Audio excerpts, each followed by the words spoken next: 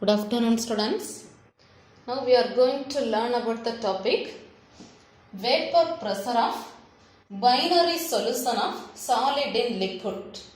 Vapor pressure of binary solution of solid in liquid. Already in the last class we learned vapor pressure of binary solution of liquid in liquid. But here your topic is binary solution of solid in liquid. Solid in liquid. So you consider the example one solid and liquid. So when a non-volatile solute is dissolved in a solvent. When a non-volatile solute is dissolved in a solvent. Here in this case vapor pressure decreases. Vapor pressure decreases. So when a non-volatile solute is dissolved in a solvent. When a non-volatile solute is dissolved in a solvent, vapor pressure decreases. Vapor pressure decreases. Understand? And in such solution, in this type of solution, vapor pressure depends on the solvent molecules. Here the vapor pressure depends on the solvent molecules as the solute is non-volatile. Understand? So listen carefully. When a non-volatile solute is dissolved in a solvent. When a non-volatile solute is dissolved in a solvent, vapor pressure decreases. Vapor pressure decreases. In this case, in this type of solution, vapor pressure depends on the solvent molecules. Vapor pressure depends on the solvent molecules as the solute is non-volatile. Solute is non-volatile. Understand? Now listen, here you consider on simple example. You consider the example when sodium chloride is added to the water. When sodium chloride is added to the water, now this vapor pressure of the solution is lowered. When sodium chloride is added to water, vapor pressure of the solution is lowered. Vapor pressure of the solution is lowered. Understand? Now vapor pressure of this solution is determined by the number of molecules of the solvent. Vapor pressure of this solution is determined by the number of molecules of the solvent. Vapor pressure of this solution is determined by the number of molecules of the solvent. Number of molecules of the solvent. Understand? Here we can tell the definition. We can tell the point. This vapor pressure of the solution. Vapor pressure of the solution is directly proportional to the mole fraction of the solute. Vapor pressure of the solution is directly proportional to the mole fraction of the solute. Understand? So you consider one simple example. Sodium chloride is added to water. Here in this solution, vapor pressure is lowered. Here vapor pressure is determined by the number of molecules of the solvent. This one is determined by the number of molecules of the solvent. Number of molecules of the solvent. And this vapor pressure of solution is directly proportional to the mole fraction of the solvent. Mole fraction of the solvent. Understand? Now listen, you can replace the proportional term. If you are replacing proportional term, you can introduce the constant K. You can introduce the constant K. So K into XA. K into XA. Here you consider this constant K is equal to standard pressure P solvent naught. P solvent naught. So can you tell the answer now? Substitute this value. So you will get the answer P solution is equal to P solvent naught into XA. P solution is equal to P solvent naught into XA. Understand? So can you tell the definition one more time? So your topic, listen, vapor pressure of binary solution of solid in liquid. Solid in liquid. You consider solid and liquid. So when a non-volatile solute is dissolved in a solvent, when a non-volatile solute is dissolved in a solvent, vapor pressure of this solution decreases. Here in this solution, vapor pressure depends on the nature of the solvent. Vapor pressure depends on the solvent molecules as the solute is non-volatile. Consider an example. Sodium chloride is added to water. Sodium chloride is added to water. Here vapor pressure is lowered. Here this vapor pressure of this solution is directly proportional to the mole fraction of the solvent. Replace proportional terms. So you got K. Consider K is equal to P solvent naught. Substitute this value. Understand this? Now listen. Take this P naught P solvent naught left side. Just write XA left side. So you can write the formula XA is equal to, from this you can write the formula XA is equal to P solution divided by P solvent naught. XA is equal to P solution divided by P solvent naught. Understand? Okay, listen. Now just write both the side 1 minus. Both left side and right side. Here just write the equation 1 minus. So you can write the equation 1 minus XA is equal to P solution divided by P solvent. Both the side 1 minus. So 1 minus XA is equal to 1 minus P solution divided by P solvent naught.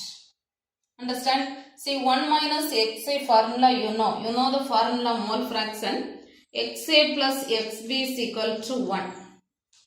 XA plus XB is equal to 1. You take this XA right side. So your answer XB is equal to 1 minus XA. Substitute this 1 minus XA value. So tell the formula XB is equal to 1 minus P solution divided by P solvent naught. Understand? Take this P is not solvent common LCM. So you can write the answer XB is equal to P naught P solvent naught. Here P solvent naught minus P solution. So tell the answer XB is equal to P solvent naught minus P solution divided by P solvent naught. Understand? Here in this equation, XB is the mole fraction of the solute. In this equation, XB is mole fraction of solute. Understand? So this is the answer. Vapor pressure of binary solution of solid in liquid. Understand? Here listen. This expression gives the relative lowering of vapor pressure. So from this equation, we can explain the term relative lowering of vapor pressure. Relative lowering of vapor pressure. So from this equation, we can explain the term relative lowering of vapor pressure. So we can explain this term. So we can explain one more definition. So here we can explain one more definition of Raoult's law. We can explain another definition of Raoult's law. Already Raoult's law you know, vapor pressure is, partial pressure is directly proportional to mole fraction. Partial pressure is directly proportional to mole fraction. From this we can explain another definition. The relative lowering of vapor pressure containing. The relative lowering of vapor pressure containing non-volatile solute. Non-volatile solute is equal to the mole fraction. Non-volatile solute is equal to the mole fraction of solute. The relative lowering of vapor pressure containing non-volatile solute is equal to the mole fraction of the solute at a given temperature. So tell the definition Raoult's law. This one stated as relative lowering of vapor pressure containing non-volatile solute is equal to the mole fraction of solute at a given temperature. Understand? So this one only, vapor pressure of binary solution of solid in liquid. Vapor pressure of binary solution of solid in liquid. Understand this topic? Okay, listen. See now the next topic. This one important 3-mark question. Comparison of Raoult's law and Henry's law. Comparison of Raoult's law and Henry's law. Here we can learn the comparison. Here the first point. You know the definition Henry's law. Henry's law and Raoult's law definition same only. Partial pressure is directly proportional to the mole fraction. Partial pressure is directly proportional to the mole fraction of solute. Here Henry's law means if you are replacing this, you got the constant KH. At the same time Raoult's law, P is equal to K into XA. P is equal to K into XA. Understand? See in the Raoult's law, see this is Henry's law. P is equal to KH in the XA, but Raoult's law, P is equal to not K, PA naught. PA naught into XA. PA naught into XA. So in these two laws, Henry's law and Raoult's law, if you are comparing these two law, only one difference. The constant Henry's law means KH. Here the constant is PA naught. See, only one difference. Henry's law constant is KH. At the same time, Raoult's law constant is XA naught. XA naught. This is the first point. Understand? You know only one difference, this KH and PA naught. Understand? Then second point, listen. This law is applicable. This Henry's law is applicable to a solution containing gaseous solute in solvent. Gaseous solute in liquid solvent. Henry's law is applicable to solution containing gaseous solute in liquid solvent. At the same time, Raoult's law is applicable to solid solute in liquid solvent. Solid solute in liquid solvent. Understand? So tell the second point. Henry's law is applicable to solution containing gaseous solute in liquid solvent. At the same time, Raoult's law is applicable to solution containing solid solute in liquid solvent. Understand? Okay, now see the third point. Third point, suppose if your solute is non-volatile. Suppose if your solute is non-volatile. Suppose if your solute is non-volatile, then the Henry's law constant. Henry's law constant, you know, KH. This one is equal to PA naught. If your solute is non-volatile, Henry's law constant is equal to PA naught. Henry's law constant is equal to PA naught. This Raoult's law becomes a special case of Henry's law. This Raoult's law becomes a special case of Henry's law.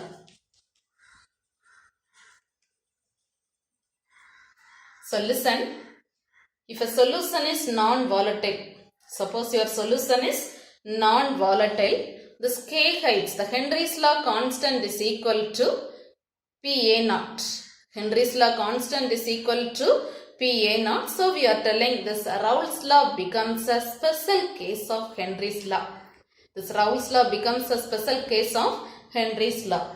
Understand? Then one more comparison. Fourth point. Very dilute solution. Suppose your example is dilute solutions. For very dilute solutions.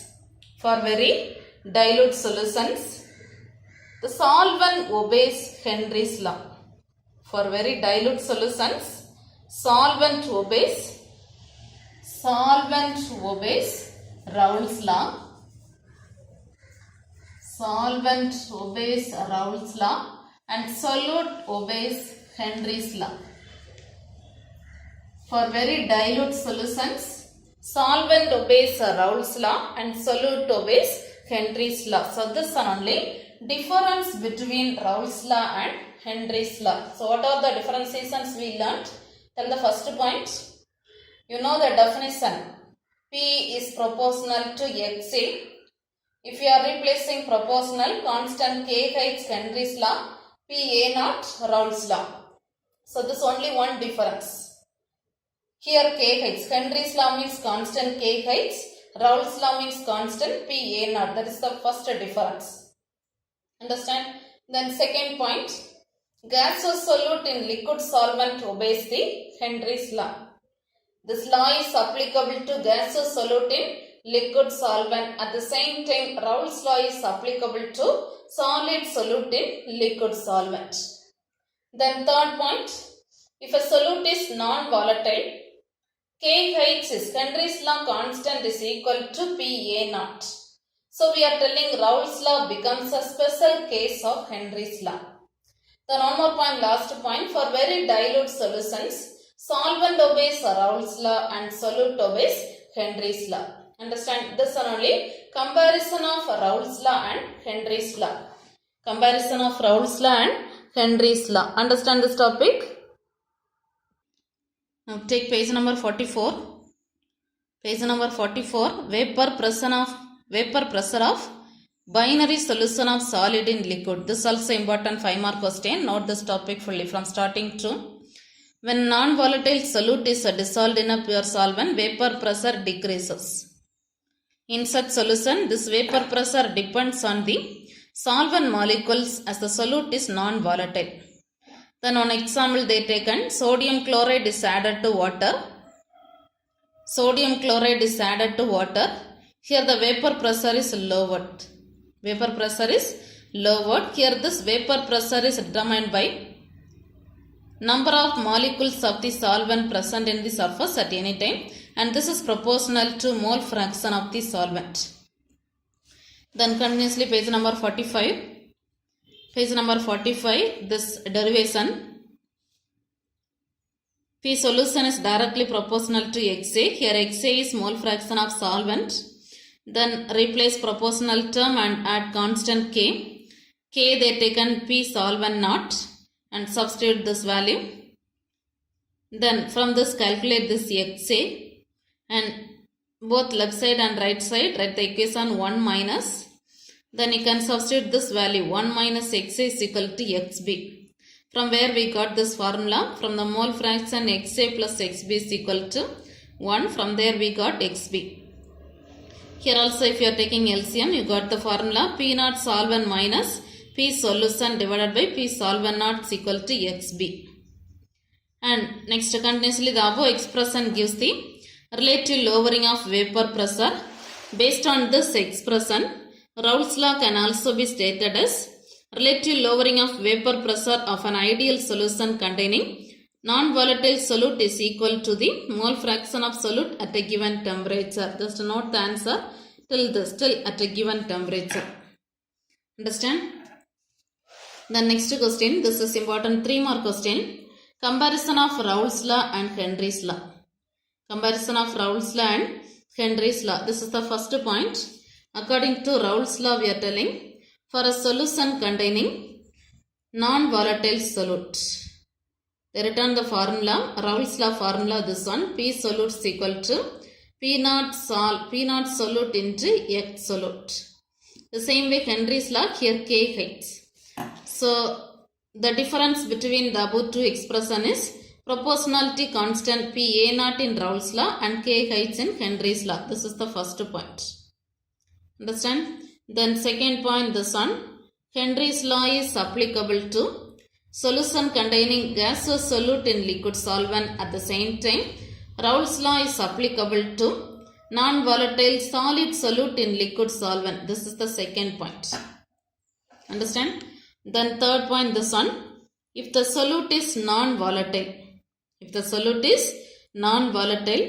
then the Henry's law constant will become equal to the Vapor pressure of the pure solvent PA naught.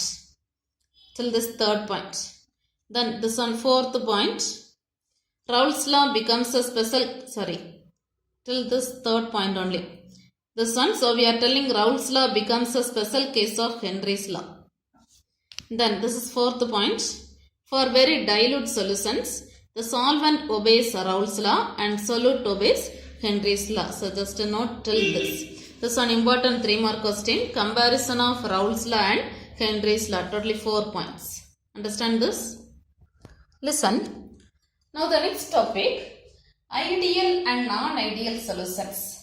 Ideal and non-ideal solutions. Here the first topic. Ideal solutions. Ideal solutions. What is meant by ideal solutions? An ideal solution is a solution in which each component means solute as well as solvent. Solute as well as solvent. Here this components obeys the Raoult's law. Solute as well as solvent obeys the Raoult's law.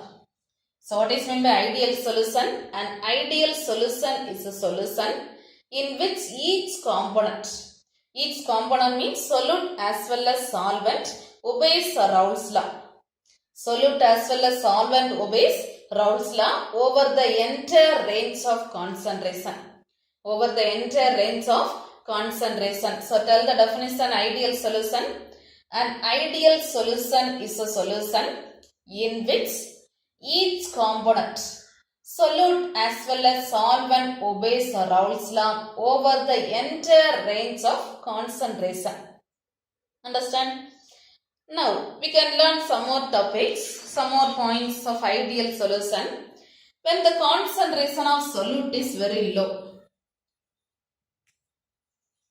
When the concentration of solute is very low. When the solute concentration is very low, the dilute solution behaves ideally.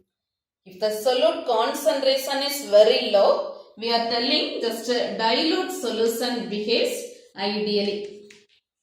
Dilute solution behaves ideally. So listen, the concentration of solute is very low. The dilute solution behaves. If the solute concentration low means we are telling that is dilute solution. This dilute solution also behaves ideally. Behaves ideal solution. Understand? Then this is the first definition. Then second point. Then third point, listen. If two components present in the solution, for example, two components A and B. If two components present in the solution are identical in size, same size.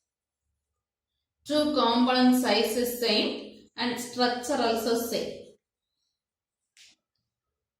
If two components present in the solution are identical in size and structure. Identical in size and structure and almost similar intermolecular force. Similar intermolecular force of attraction between them. Intermolecular force of attraction between them. So we are telling this solution also tend to behave like an ideal solution. This solution also tend to behave like an ideal solution. Understand? So what are the definitions we learnt? Ideal solution definition you know. Tell the definition. An ideal solution is a solution in which two components, solute as well as solvent, obeys Raoult's law. Solute as well as solvent obeys Raoult's law over the entire range of concentration. Over the entire range of concentration. Then second we learn, suppose the solute concentration is low. Suppose the solute concentration is very low. Now this solution is dilute solution. This dilute solution also behaves ideally. Behaves ideal solution. The next point we learn, two components present in the solution. Already we learned two components present. The two components are identical in size and structure. These two components are identical in size, structure and almost same intermolecular force of attraction between them. Same intermolecular force of attraction between them. Now this type of solution behaves like an ideal solution. Understand? See here now some conditions of ideal solution. For an ideal solution, listen, there is no change in the volume. There is no change in the volume on mixing two components. If you are mixing two components, solute and solvent. If you are mixing two components, solute and solvent, there is no change in the solvent. There is no change in the volume. There is no change in the volume. Understand? So tell the first point. There is no change in the volume if you are mixing two components, solvent and solute. So delta V value is 0. Understand? Then second case, second condition of ideal solution. There is no exchange of heat. There is no exchange of heat when the solute is dissolved in the solvent. When the solute is dissolved in the solvent, there is no exchange of heat.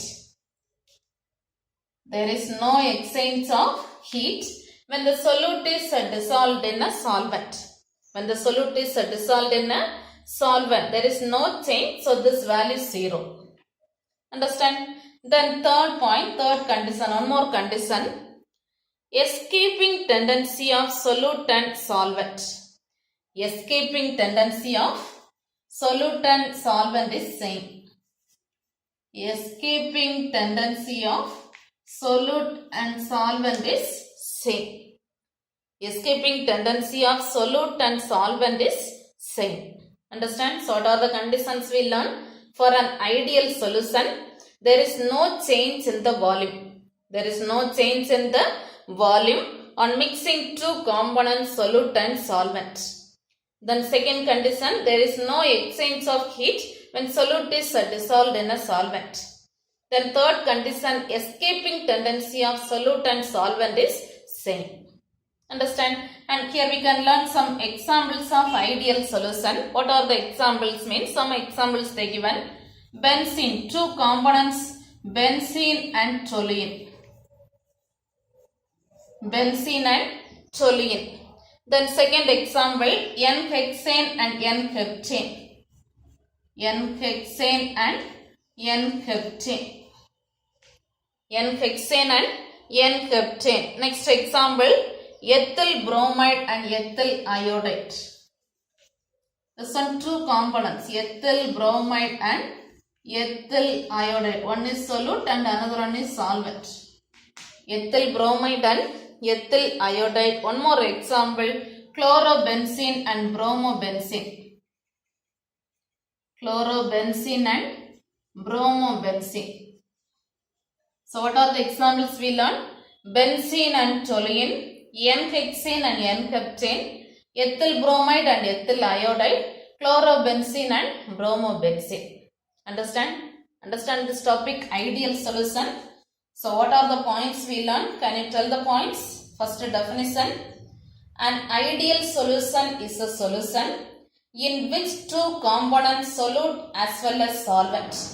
In which two components, solute as well as solvent obeys Raoult's law.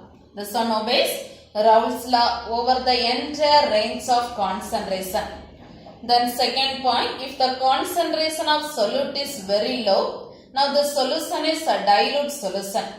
This one also behaves ideal solution. Then third point, two components A and B are same structure, size and having same intermolecular force of attraction. So this solution also behaves like an ideal solution. Understand? Then some condition for an ideal solution, there is no change in the volume on mixing two components. Then second one, there is no exchange of heat when solute dissolved in a solvent. Then third point, escaping tendency of solute and solvent is same. Understand? Then some example, try to learn this examples also. Understand this? Understand everyone? Okay, now the next topic, non-ideal solution. Non-ideal solution. Non-ideal solution means just the opposite of ideal solution. The solution which do not obey Raoult's law. The solution which do not obeys Raoult's law is called non-ideal solution. There we learn the solution which obeys Raoult's law is ideal solution. So the solution which do not obey Raoult's law over the entire range of concentration is called non-ideal solution. Understand? Then second point, for a non-ideal solution, there is a change of volume. There is a change of volume.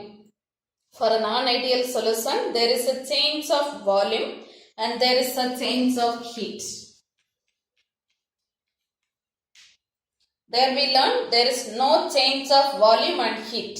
But here there is a change of volume and heat or enthalpy. There is a change of volume or heat and enthalpy. Understand?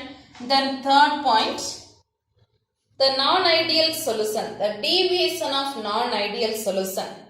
The deviation of non-ideal solution can either be positive or negative. The deviation of non-ideal solution can either be positive or negative. So 3 points only. Tell the first point, definition. The solution which do not obey Raoult's law over the entire range of concentration. Then second point, for a non-ideal solution, there is a change of volume and heat. Then third point, the deviation of non-ideal solution can either be positive or negative. Understand this? So this one only, ideal and non-ideal solution. Ideal and non-ideal solution. Understand this? Okay, take page number 45. Page number 45, ideal solution. Try to learn this question like 3 mark. Try to learn all the topics. An ideal solution. First, a definition. An ideal solution is a solution in which each component, solute as well as solvent, obeys Raoult's law over the entire range of concentration. Practically no solution is ideal over the entire range of concentration. However, page number 46, when the concentration of solute is very low, the dilute solution behaves ideally. If two components present in the solution are identical in size, structure and having similar intermolecular force, the solution behaves ideally. So 2 points, separate points. First, the concentration of solute very low means this one ideal solution. Then this components present in same size, structure, same intermolecular force means this one behaves ideal solution. Understand? Then condition, learn this also. For an ideal solution, there is no change in the volume on mixing two components. So this one is equal to 0. Then second point, there is no exchange of heat when the solute is dissolved in the solvent. So this value also 0. Then third point, the escaping tendency of solute and solvent same in pure liquids. Understand? Then learn this example. Here 4 examples given. Try to learn all the examples. So just note the answer till this. So for ideal solution means page number 45 from this to page number 46 till this, before non-ideal solution. Understand? The non-ideal solution, try to note this also like 2 more question. The solution which do not obey Raoult's law over the entire range of concentration are called non-ideal solutions. For a non-ideal solution, there is a change in the volume enthalpy upon mixing. So this value not equal to 0. Then one more point, the deviation can either be positive or negative. So just note till this. Then this deviation topic separately they explain, that we can see in the next class.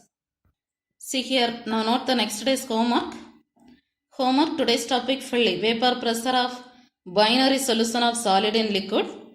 Then second question, this comparison of Raoult's and Henry's law.